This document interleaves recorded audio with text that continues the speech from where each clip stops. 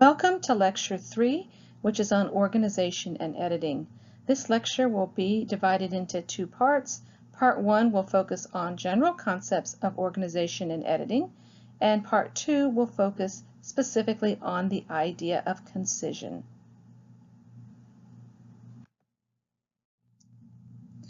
So when we're organizing in technical communication, we're always organizing with our users or our audience in mind. Readers are looking for information to be organized in the way that they expect.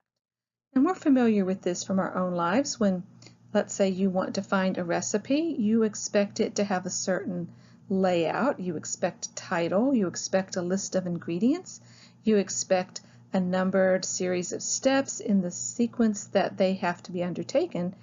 And if the recipe isn't organized that way, you're probably not going to be inclined to use it, or you're going to find it very difficult to use. So always, first and foremost, you're thinking about how your readers are expecting the information to be organized. But on your own side, you have a purpose that you're trying to achieve. So you also have to bear in mind your purpose and how you may shape that information to help achieve that purpose. So you'll want to decide what the most logical sequence is for the information you're presenting. And sometimes that's determined by the genre you're working in or the type of document, such as a recipe. But sometimes there are multiple options, and you'll have to choose what fits your purpose, what you would like to emphasize, and what relationships are going on among the information that you're discussing, or how the user will use the information. The other thing that will be important will be the physical form of the document that you're creating.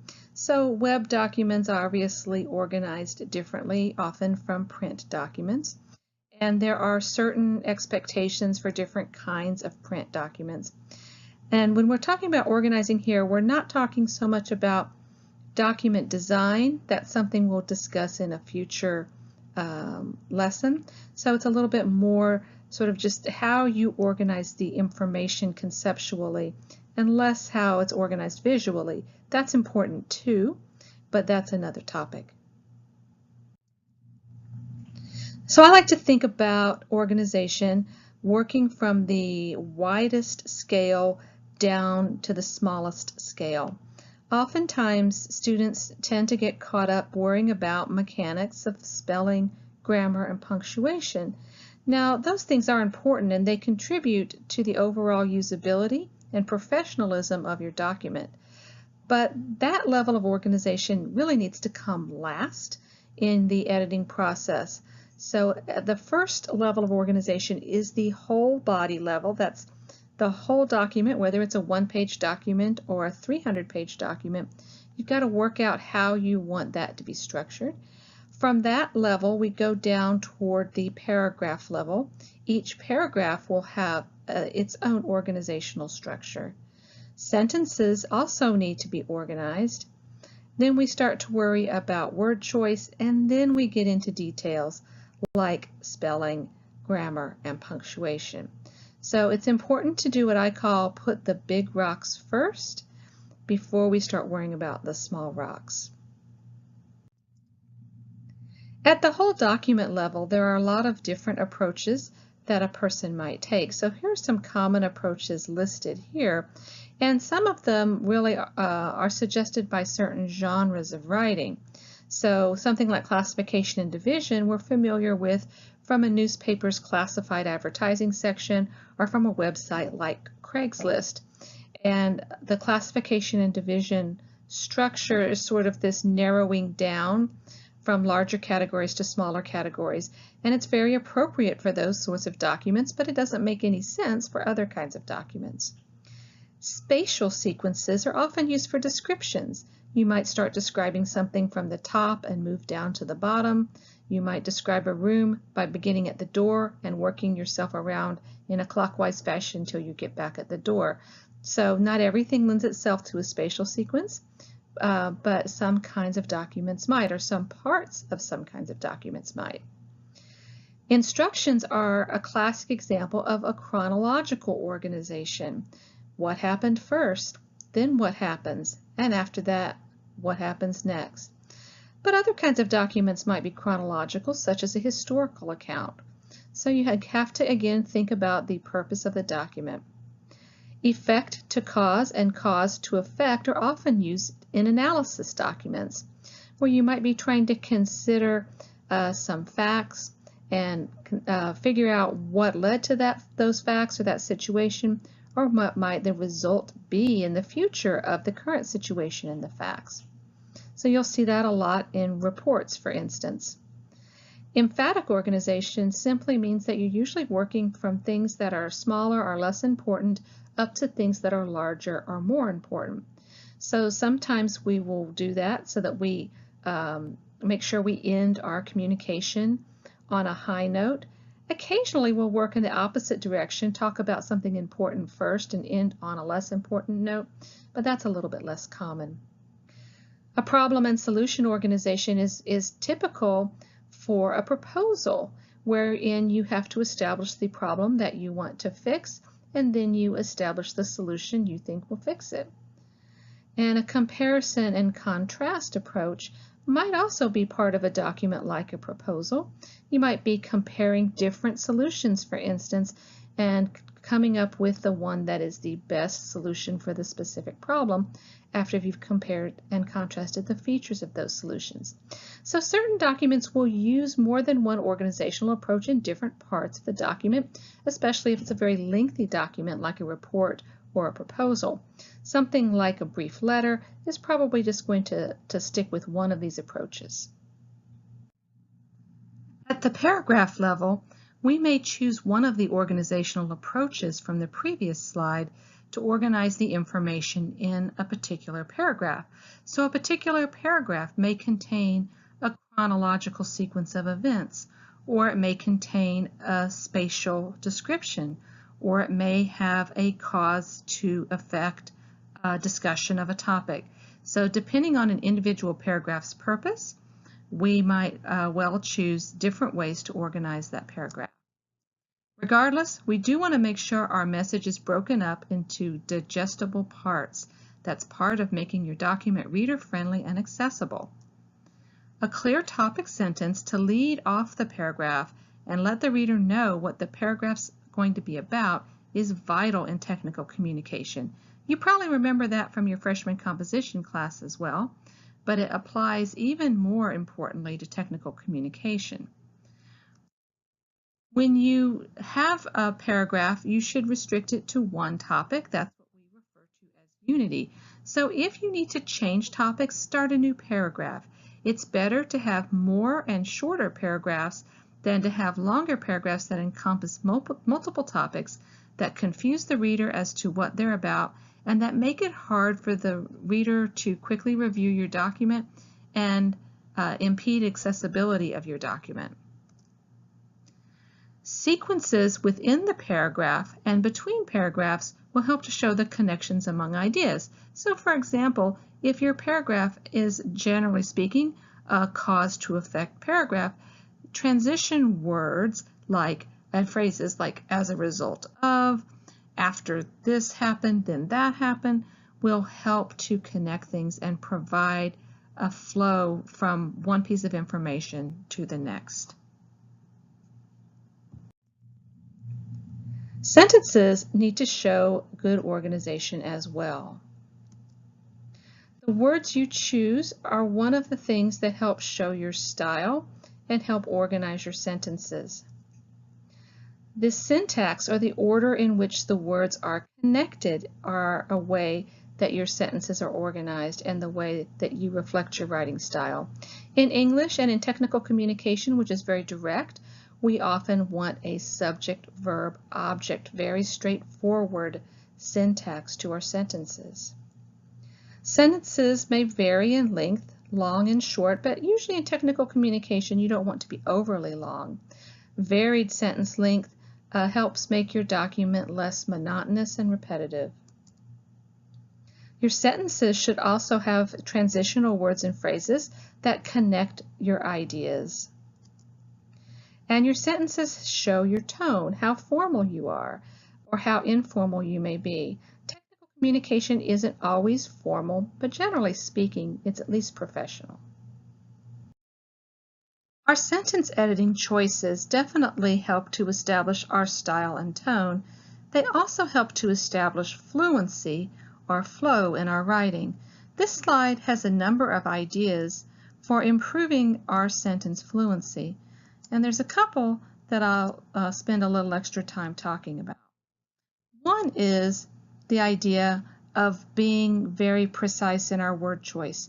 So when we are more precise and specific in the words we use, it enables us to be more concise, to give more information with fewer words, which is usually very useful in technical communication.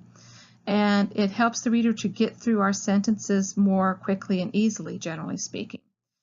It also is a good idea if we avoid styles of writing that sound artificially formal, that make us sound more like robots because we're using letterese or overly inflated languages. The point isn't to pump up our word count or to use big long words like utilization instead of use. We want to sound natural, we want to sound human, we want to sound like ourselves, just like our best selves. And another way we can make our sentences more fluent and easier for readers to understand is to choose sentences that are using an active voice and not a passive voice in terms of their grammar. The next slide will talk a little bit more about that topic specifically. When we're talking about passive voice and active voice, we're not talking about whether the thing that we're describing is physically active or physically passive. We're talking about the grammatical structure of a sentence. So an active voice sentence is the typical sentence in which the subject of the sentence is the person or thing who is doing the action, usually to some object or some recipient. So this example here, Susan handled the account files, is a sentence written using active voice. Susan is the doer, handling is what she did, and the account files are the things that she handled. So passive voice turns all that around and puts the recipient in the grammatical subject place in the sentence. A lot of times the doer is not identified, although it is possible to sort of tack that on at the end, as in this example, the account files were handled by Susan. A lot of times, though, that last part may be left off, and we might just read the account files were handled, and we don't really have any idea of who handled them, and that's one of the problems with passive voice. It obscures who is doing what to whom. But the other problem with passive voice is the sentence isn't in the standard subject-verb-object format that English readers expect. And we're able to understand things more quickly and easily when sentences are in the active voice. We're not reading to the end and then going back to try to figure out who did what. So it's important to have that direct, simple sentence organization. And it can also be a problem when people purposefully use passive voice in an attempt to hide who did what. Now, on occasion, you might not know who did what. You walk into a room and the copy machine is broken. You don't know who broke it, and it may not even be important. So it's okay to just say the copy machine was broken. But a lot of the time you're writing about people doing things, people contacting other people, or people writing documents. There's no reason not to identify the people who've done these things. So people often make the mistake of thinking somehow that passive voice is more formal and more businesslike, and really passive voice is pretty much almost always a bad idea. Now this brings us to editing our document at the word level. One of our bywords, yet again, is to be concrete and specific. We want to use the perfect words, the exact words that are needed in the situation. We also want to use words that are simple and familiar. We don't need to be overly formal by using a word that has more syllables when there is a more typical form of the word that we can use. It's more direct. To be more direct, we also want to avoid jargon and acronyms, as well as avoiding euphemisms, metaphor, and cliche. These are things that may have a place in certain situations. Jargon in particular is useful when one specialist is trying to communicate with another specialist, and jargon becomes a shortcut. But in other instances, these things become barriers. When a person who is a specialist uses jargon, it's a barrier to a general audience. When people use metaphorical uses of language, or cliche or euphemisms, they become barriers to people who are of a different culture, to people who may be neurodivergent, or to people who are just unfamiliar with your reference points. So simple, straightforward language is always better. We also want to be careful with some of the pronouns we use. It's fine to use first-person pronouns, but you don't want to overdo it. You don't want to turn technical communication into some sort of personal narrative. So use I and we sparingly because you want to keep the focus on what your reader needs to know. On the other hand, don't use you unless you are directly speaking to the person in your document. So if I'm writing a letter and I'm speaking to you personally and I want to tell you what you need to do, I can say, I need you to call me with information about this project. That makes sense. But a lot of people get caught up in using you when they just mean people or readers or the audience or other students. Don't use you in those generic situations. And lastly, a little technical point, we've got some great tools in our software to help us edit our document at the word level, but these tools aren't perfect, so you do have to be sure that you are personally proofreading your work. I strongly recommend print your work out, read it out loud to yourself. That will allow you to both see and hear problems with your work. A lot of these software tools won't catch words that have the same sound but different spelling, or have a same spelling but a different meaning. They can't help you out with these things. It's also important to proofread your work to make sure that you are making editing choices that work for diverse audiences. One of the most common problems that I see are people who, in trying to avoid sexist language, mix and match plural and singular forms of pronouns. Now, we all do that in our everyday casual speech, but in your formal writing, you want to be more careful than that. It can introduce confusion when the pronouns of your sentence don't match their antecedents.